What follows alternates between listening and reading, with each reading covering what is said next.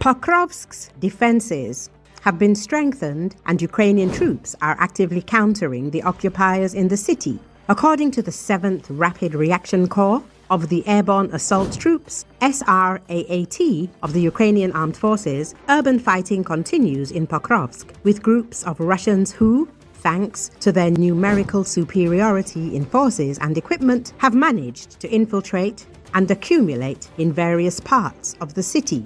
Our defenses have recently been reinforced with new units, including assault troops, artillery, UAV crews, and other components of the defense forces. We are increasing the use of anti-aircraft drones and sitcoms against enemy Mavics. We are also remotely mining enemy infiltration routes. The statement reads, according to military reports, the occupiers who have entered the city are not attempting to consolidate their position, but intend to advance further north.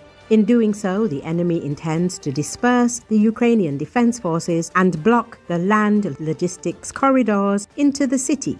Right now, there is no talk of full control over one of the districts of Pokrovsk, the 7th Corps noted. It is also reported that the enemy has the ability to monitor movements in both Pokrovsk and Milnorad.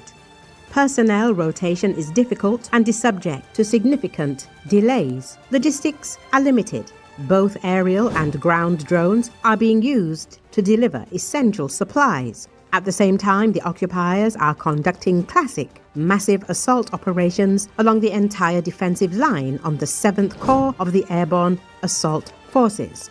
The goal is to break the defenses of the Ukrainian forces, bring the demarcation line closer to Pokrovsk and Milnorad, and gradually establish full control over neighborhoods of both cities. The statement reads, the Russians suffer heavy casualties in the street fighting in the city. Many bodies of Russian soldiers can be found in the streets, but Ukrainian military observer Vasyl Pekno says that to gather 200 Russian soldiers, considering Russia's use of small group tactics, about 100 groups would have had to move undetected, avoiding destruction by drones at a distance of 10 to 15 kilometers, or they managed to find a weak spot and infiltrate. In general, every incident on the front line triggers a chain reaction that worsens the overall situation. The situation in the Pokrovsk direction is clearly deteriorating. It's obvious that driving the occupiers out now is extremely difficult. I won't even attempt to speculate on how this could be achieved. I believe the command fully understands the challenges. Another issue is that the General Staff only responded after media reports and confirmed that there are about 200 occupiers in Pokrovsk. It seems that this information became public only under pressure. The military observer added, according to him, 200 people is a huge number in the current reality.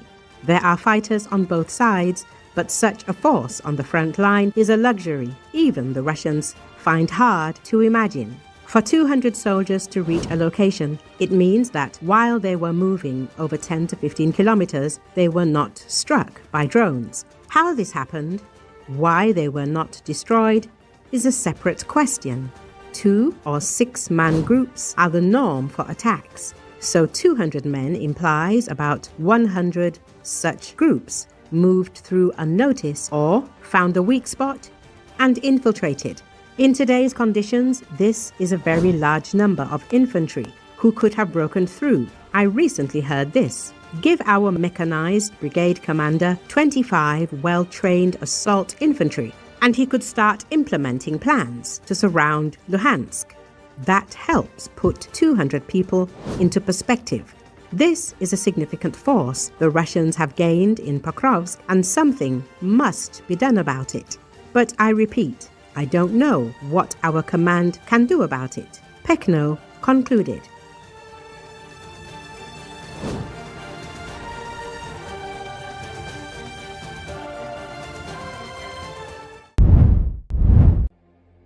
Russian President Vladimir Putin held a meeting with North Korean Foreign Minister Cho Sun-hui at the Kremlin on Monday.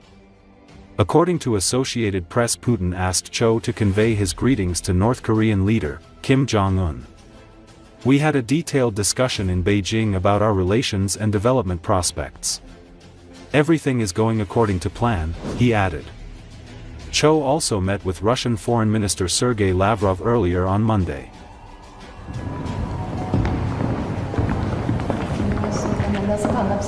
Здравствуйте, очень рада вас видеть. Благодарна за то, что вы, несмотря на такой большой занятость, нашли время для нашей встречи. Большое удовольствие увидеться с вами. Самые наилучшие пожелания тебе.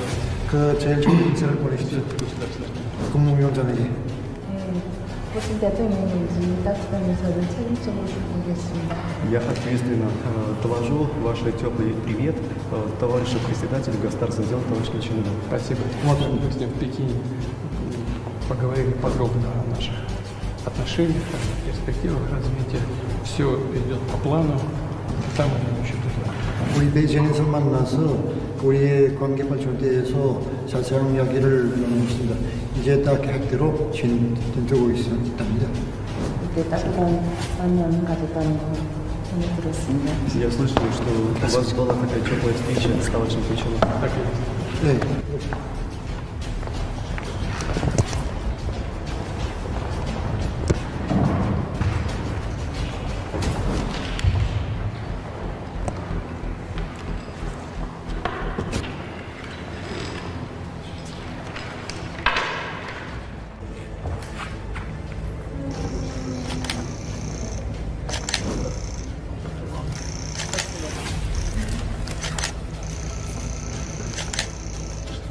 Хорошо. Кто переводит? Мы искренне рады возможности снова вас приветствовать по пути теперь в Минск для участия в 3-й международной конференции по евразийской безопасности.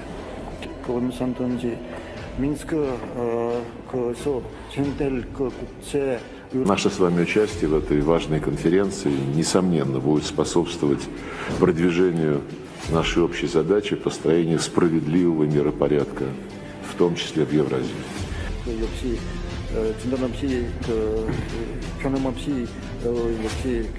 Россияне никогда не забудут те подвиги, которые были совершены солдатами и офицерами Корейской народной армии в Курской области по освобождению российской земли. И подвиги эти, конечно, еще более скрепят узы дружбы и исторической общности в нашей общей борьбе за справедливость.